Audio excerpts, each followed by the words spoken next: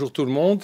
Je suis très reconnaissant aux organisateurs pour m'avoir invité. Vous allez être peut-être surpris, mais c'est la première fois, je pense, depuis 3 ans que je suis directeur, que je fais une présentation en français, qui est ma langue maternelle. Donc j'espère que je vais retrouver tous mes repères. Donc le sujet que nous avons convenu pour cette séance, sont les usages. Que sont nos usagers devenus. Et je voudrais retracer, non pas de manière historique parce que nous n'avons pas le temps, mais je voudrais vous dire, voilà, qu'est-ce qui, d'après ce qu'on peut observer au niveau soit européen, international, mais aussi au niveau national, avec aussi beaucoup de différences, quels sont les traits marquants, quelles sont les principales caractéristiques. Et donc, ce qu'on peut dire d'abord, si on regarde qu'est-ce qui a changé, c'est que d'abord, il y a aussi des tendances et des résultats positifs. Pour contraster un peu avec la situation mondiale qui était discutée ce matin. Et la raison du pourquoi ces diminutions, ces bons résultats, on gardera une partie pour la séance de demain après-midi sur les politiques européennes et nationales. Il faut concentrer le sujet. Mais en tout cas, on observe une réduction de l'usage d'héroïne en Europe, une diminution des pratiques d'injection et une réduction, comme on dit en anglais, dramatique, c'est-à-dire vraiment très forte des infections au virus VIH, aussi des infections et des cas de sida associés à l'usage de drogue. On a aussi la prévalence de l'usage de drogue en population générale. Je dirais pour les grands groupes de substances classiques, cette prévalence, elle est plus faible qu'il y a 20 ans. Nous avons par contre assisté à l'apparition du marché européen des stimulants, avec cette fois une variation dans les choix qui porte à la fois sur les préférences des consommateurs, mais aussi sur ce qui est disponible sur le marché. On en reparlera un peu plus tard. Ensuite, ça a été commenté et présenté très très bien par les collègues ce matin dans l'atelier sur les nouveaux produits de synthèse. Il y a l'irruption, il y a sur les 20 dernières années, 20-25 dernières années, des nouvelles substances psychoactives et de ce qu'on appelle les legal highs, qui n'ont de légal que le nom, c'est-à-dire ils ne figurent pas ou pas encore dans la liste des produits prohibés ou contrôlés par les conventions des Nations Unies, par exemple. Et ça, c'est un phénomène que l'on n'attendait pas du tout et qui s'est développé très fort, en particulier ces 10 dernières années. Et enfin, quelque chose qui est une caractéristique de fond, mais qui, soyons honnêtes et modestes, elle est peut-être aussi liée au fait qu'aujourd'hui, on a une meilleure connaissance du phénomène qu'avant. C'est-à-dire qu'aujourd'hui, le polyusage, c'est la règle de base. Maintenant, ça ne veut pas dire que tout le monde consomme de tout, ni de la même manière. Mais en tout cas, je pense que si je repense à il y a 25 ou 30 ans, la représentation sociale, drogue dure, drogue douce, ceux qui consomment le cannabis, ils ne consomment pas forcément autre chose, etc. On parlait même pas ou pas beaucoup à l'époque de la consommation, souvent ensemble, de cannabis et d'alcool. Donc aujourd'hui, le polyusage, c'est devenu la généralisé. L'usage de drogue aussi est plus diffus dans la société. Et là, il y a un point sur lequel je voudrais revenir, parce que c'est à la fois quelque chose d'inquiétant, c'est à la fois le résultat positif de toutes les mesures, de toutes les réponses qui ont été apportées par l'ensemble des États membres en Europe ces 20 dernières années. Ça veut dire aussi que, à la fois, c'est un acquis à préserver, par exemple, conserver l'investissement des autorités publiques dans les fonds pour le traitement ou pour la prévention ou pour la réduction des risques. Donc ça, c'est quelque chose d'important. On reviendra là-dessus un peu plus tard. Comme une image vaut mieux que des grands discours, on pourrait dire il y a 20 ans, on en était à Trainspotting, une histoire dure de personnes qui consommaient de l'héroïne par voie injectable. Aujourd'hui, on est à Trainspotting 2 avec certains de ces usagers qui ont vieilli, certains qui ont un usage qui s'est déplacé de l'héroïne vers la cocaïne, et pour certains d'entre eux, un usage plus socialement intégré, au moins en partie. Maintenant, c'est une image et je ne voudrais pas que vous imaginiez que la situation se résume à ça. Donc on va voir un peu plus en détail ce que ça veut dire. Les succès et les défis de ce qui s'est fait, et comme c'est une réunion aujourd'hui qui réunit énormément de cliniciens, c'est, je dirais, surtout et avant tout grâce à votre travail et à celui de vos ou de nos prédécesseurs, c'est qu'il y a des résultats très positifs dans la situation épidémiologique, en particulier de santé publique en Europe. Et je voudrais en profiter pour mettre en appétit ceux qui hésitent encore à venir demain sur la séance sur les politiques. C'est en partie grâce au fait qu'en Europe, et on est la seule région géographique dans le monde qui a cette approche clairement depuis 20 ans, il y a une approche, on va dire, plus ou moins équilibrée, santé publique et force de l'ordre ou répression. C'est une des choses qui nous caractérise par rapport à d'autres régions dans le monde, et ça donne des résultats. Le premier résultat, vous voyez, c'est l'évolution des premières demandes de traitement pour usage d'opiacés. Vous voyez aussi ici qu'en 20 ans, on a eu un ajustement très fort de l'offre de traitement de substitution.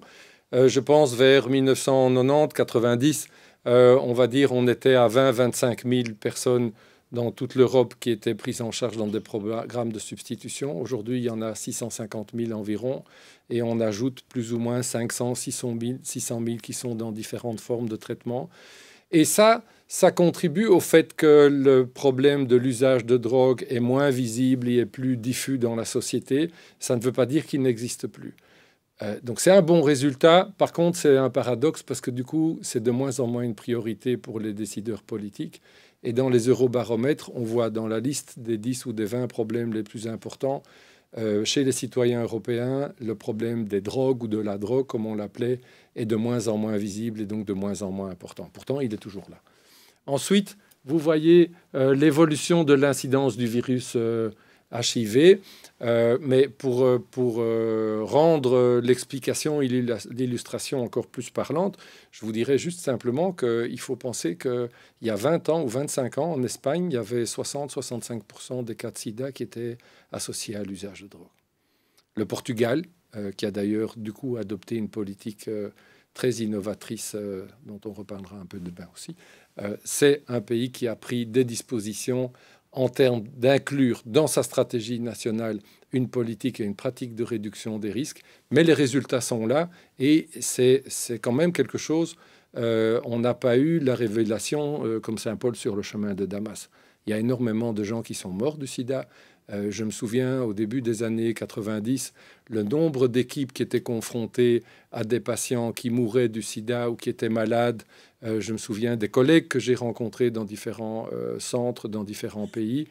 C'était dur pour les patients, mais c'était dur pour les équipes aussi. Et à l'époque, il n'y avait pas de traitement. Donc, on est aussi passé en 20 ans de sida, une maladie aiguë, au sida, une maladie chronique. Par contre, entre-temps, on a l'hépatite C qui est arrivée. Alors, ici, les consommateurs d'opiacés, ça c'est l'effet secondaire des bons résultats, c'est que c'est une population, au lieu de mourir, elle vieillit, c'est très bien.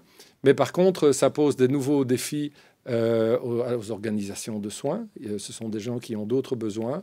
Et dans certains cas, les gens arrivent à un âge auquel ils ne sont plus pris en charge par certains programmes.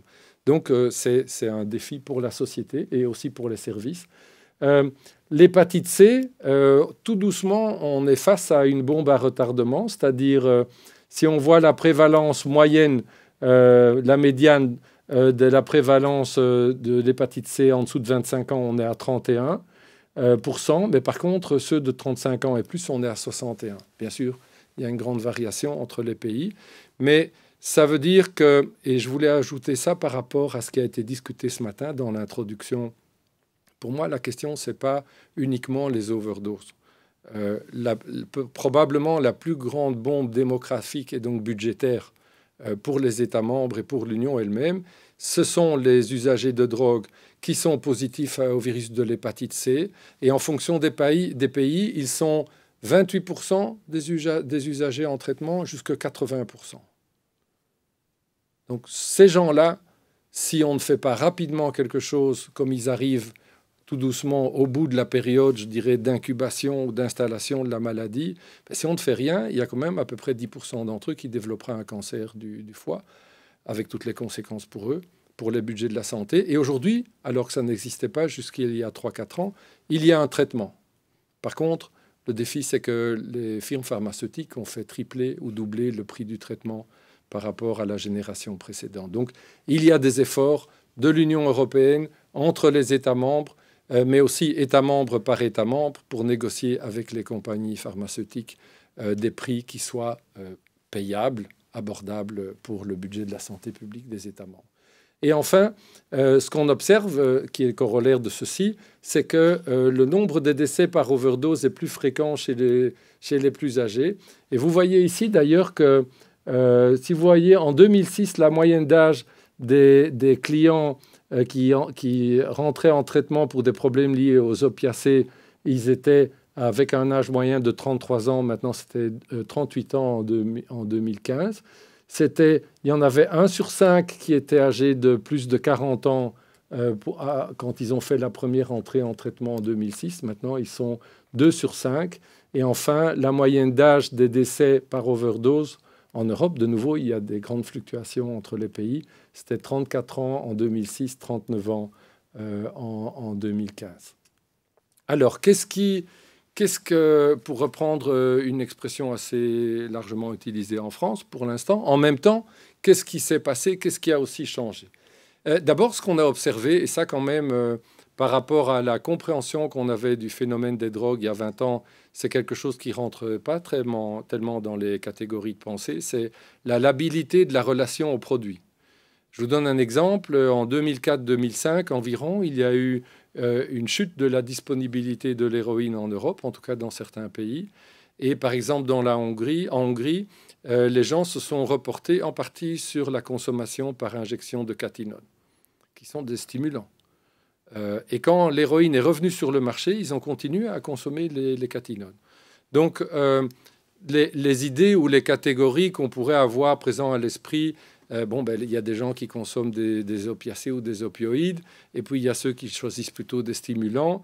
Mais en fait, maintenant, les barrières entre les groupes ou les catégories de substances, ces barrières-là, elles s'estompent. Il s'agit d'un marché de 24 à 30 milliards d'euros par an, et c'est une estimation basse. Nous allons produire une nouvelle estimation l'année prochaine avec Europol.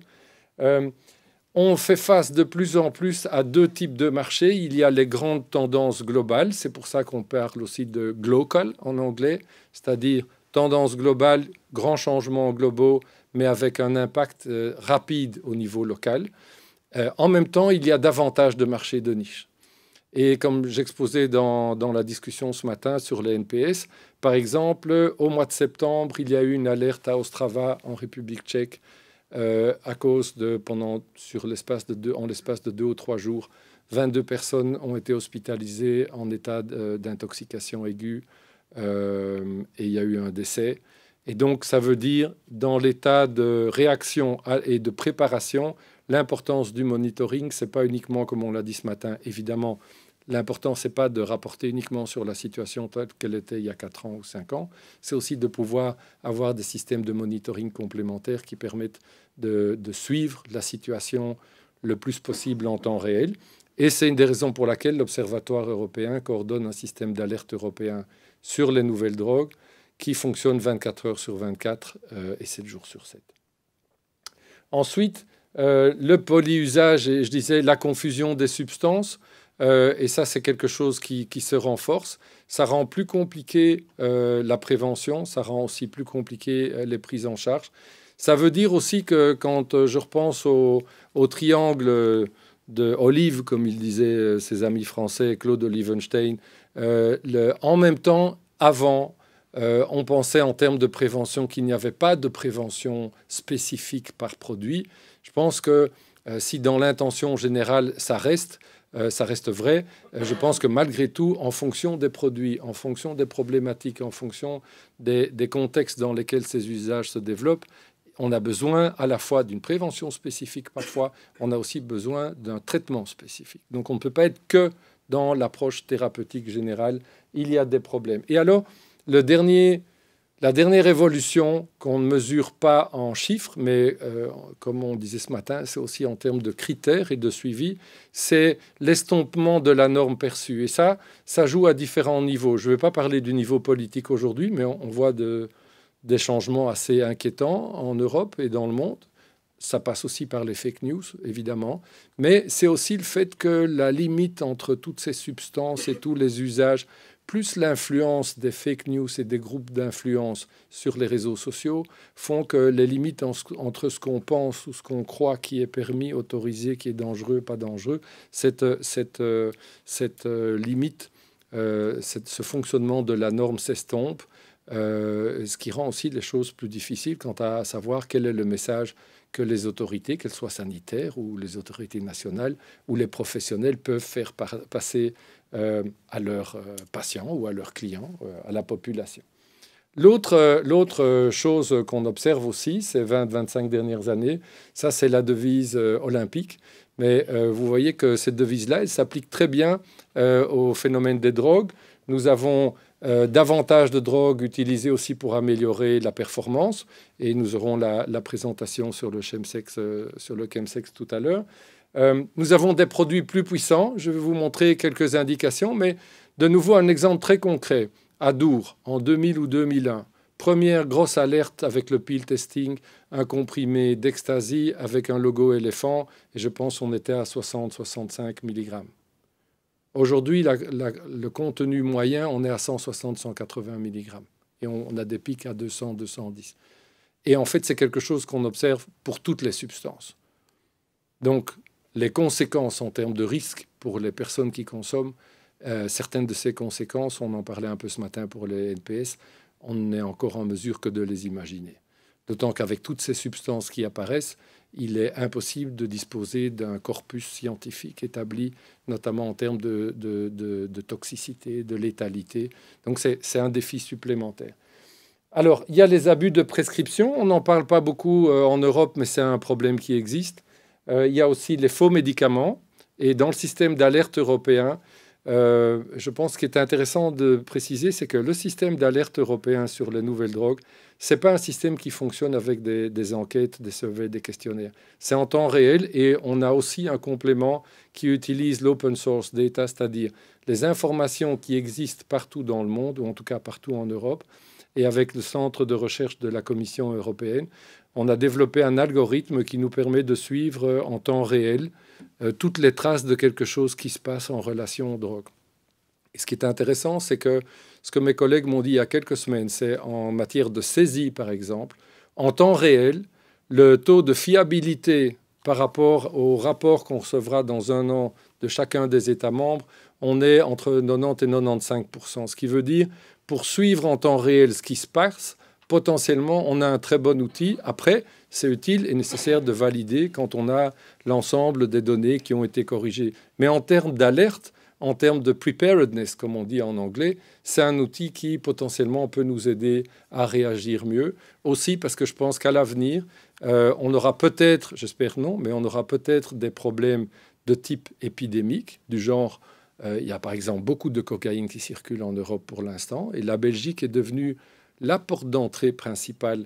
Et Anvers, pour la première fois déjà depuis 2 ans, a pris la place à l'Espagne. La Belgique a pris la place à l'Espagne en ce qui concerne la plus grande quantité de cocaïne saisie en provenance d'Amérique du Sud. Essentiellement, la cocaïne en Europe, elle vient de Colombie. Donc, il y a ces changements et ça a un impact aussi. Et donc, ici, l'enjeu, c'est combiner le monitoring au long terme, les indicateurs épidémiologiques au long terme, mais aussi le recueil de données qui est plus evidence-based, en utilisant par exemple OSI, ça vient pour Open Source Information. Alors ça vous montre l'évolution du rapport prix et de la pureté.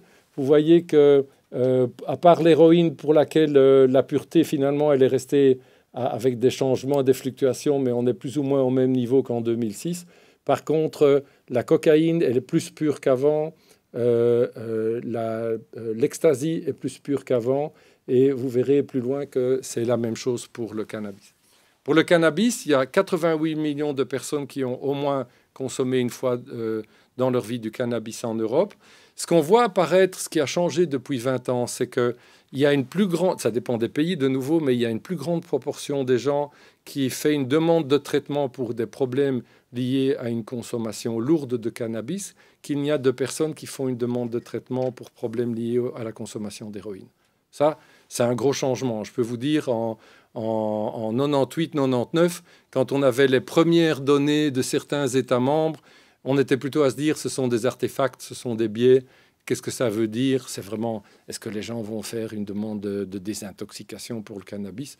On n'y croyait pas tellement. Mais bon, dans la réalité, il faut dire aussi, vous allez voir plus loin, que la concentration en THC, elle a fort augmenté par rapport à il y a 20 ou 30 ans. C'est une des raisons.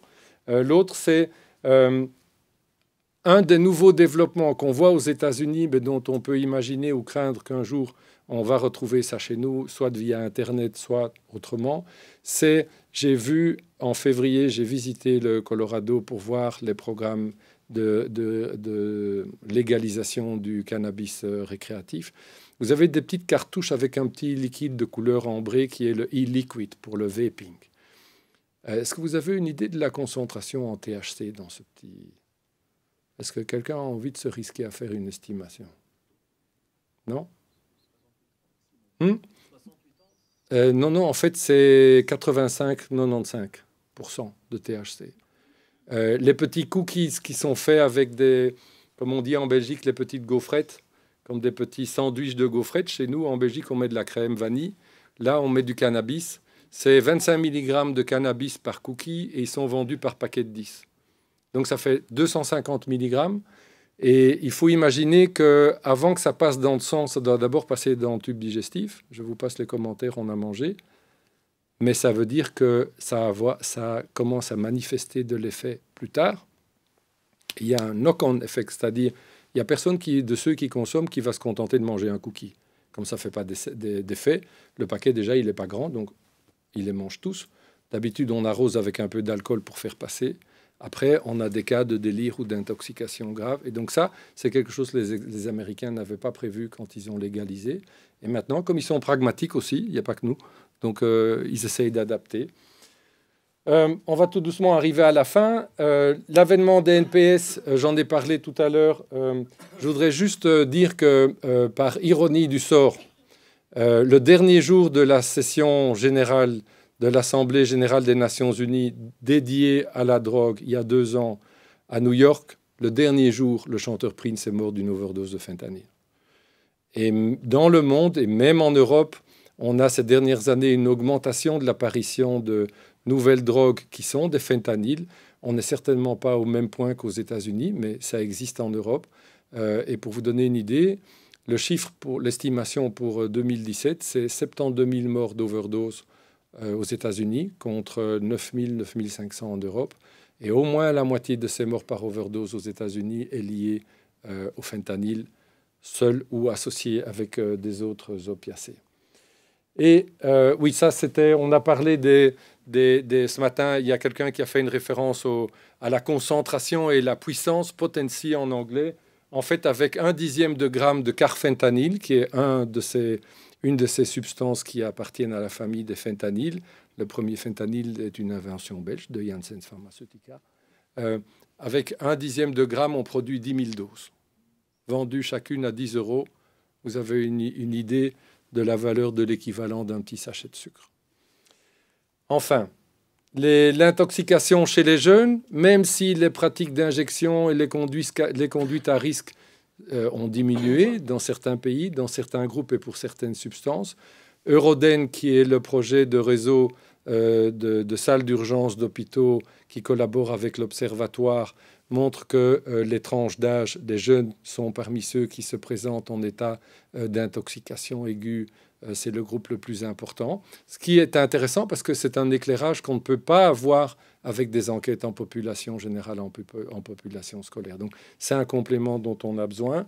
Même chose, on voit ici l'évolution de la consommation des catinones de 2014 à 2017. Et on voit que, en tout cas, dans certains pays de nouveau, dans certaines salles, dans certaines villes, les cannabinoïdes synthétiques sont devenus moins à la mode et sont remplacés maintenant par les cannabinoïdes synthétiques. Et je voudrais aussi préciser que les cannabinoïdes synthétiques ou les catinones synthétiques, ce ne sont pas juste des copies du cannabis ou du khat. Simplement, ce sont des comme on dit en anglais, ce sont des molécules qui mimiquent la structure de base du cannabis ou du khat qui figure dans la plante qui est consommée par exemple au Yémen ou en Angleterre. Simplement, ces molécules sont aussi modifiées, donc ce n'est pas juste une copie du cannabis ou du THC. Et comme ce sont des molécules différentes, elles n'ont pas non plus le même effet, et on ne connaît pas non plus la létalité ou la toxicité. Et enfin, un instrument très utile pour nous aujourd'hui, c'est l'épidémiologie des eaux usées. Par exemple, c'est aussi ce qui nous a permis de voir qu'apparemment, il y avait plus de cocaïne qui circulait à Anvers. Et pour rassurer tout le monde ou pour vous décourager d'aller à Anvers tout de suite après la conférence, l'une des raisons pour ce changement dans les routes, et ça c'est la flexibilité et le dynamisme des marchés aujourd'hui, c'est dû au fait que Rotterdam, c'est un port qui compte entre 30 et 35 000 containers par jour qui transitent. Et donc, pour arriver à gérer cette quantité, le port est de plus en plus automatisé. Ce qui veut dire que le maillon manquant ou le chaînon faible pour le crime organisé, qui sont les gens qui manipulent, il y a moins de gens qui interviennent dans la manipulation des containers. Et donc, c'est une des raisons pour lesquelles certains des containers transitent d'abord par Anvers. Et après, ils retournent. Par contre, il semble que le contrôle du business et le contrôle financier se fassent toujours à Rotterdam. Mais pour revenir aux urinoirs un moment, il y a une recherche super intéressante qui est faite pour l'instant à Londres depuis 3 ou 4 ans, où il y a des urinoirs collectifs qui sont installés tous les vendredis matins et qui sont relevés tous les lundis soirs ou mardis matin. Et ça veut dire que depuis 3 ou 4 ans, il est possible aux chercheurs, ce ne sont pas des échantillons représentatifs évidemment, mais ça permet de suivre l'évolution de l'usage des stupéfiants et des stimulants dans la ville. Et c'est de nouveau, c'est un instrument qui vient compléter les outils de monitoring plus classiques. On a parlé des technologies aussi d'Internet. Je voudrais dire quand même que si on regarde la situation en Europe et qu'on compare avec les États-Unis, par exemple, c'est intéressant. Ça, ce sont les résultats consolidés de toutes les études ESPAD qui ont été faites il y a 2 ans et pour laquelle nous avons publié un rapport spécial en 2016. Vous voyez que en moyenne, la consommation d'alcool et de tabac chez les jeunes de 15-16 ans, elle est plus élevée en Europe qu'aux États-Unis. Par contre, on voit qu'il y a une tendance, on va dire, relativement significative, d'après mes collègues scientifiques, vers une diminution. Par contre, on voit qu'on reste en dessous en termes de consommation moyenne. Ça ne veut pas dire qu'il n'y a que 8% dans tous les États membres, mais on voit que là, par contre, quelles que soient les interventions, on a énormément de mal à infléchir la courbe ou les courbes de la consommation. Et pour terminer, ce que je veux partager avec vous, en fait, c'est une question et une réflexion. D'abord, maintenant, je dis ça, on attribue beaucoup de choses à Albert Einstein, donc je ne suis pas certain du tout. J'ai essayé de vérifier si c'était vraiment lui qui l'avait dit. Mais en tout cas, ça m'arrange bien pour mon propos.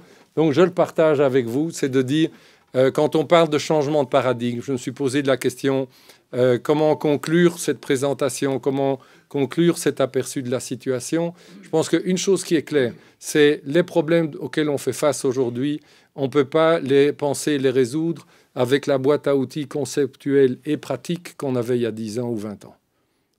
Et on doit aussi être prêt à apprendre de nos erreurs et de nos efforts.